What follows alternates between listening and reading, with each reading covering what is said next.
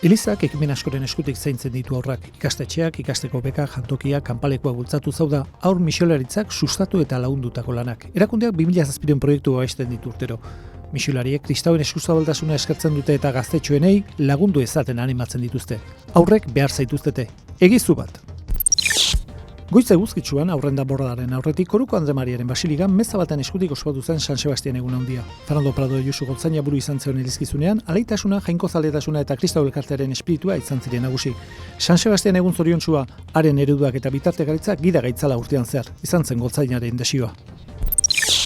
Urtarrilaren 18tik 25 kristeuen batasunerako otoitza astea ospatzen ari da, bat bakarra espiritua eta bakarra itxarropera lelopean. Ramon Valdivia, Sevillako gotzain laguntzaileak, ekomunismoa historia amankomun batean, iraganaren eta orainaren arteko batasunaia hitzaldi eman zuen katedralian. Hitzaldiaren aurretik, Ramon Valdiviak eta gure gotzain Fernando Pradok eukaristia ospatu zuten.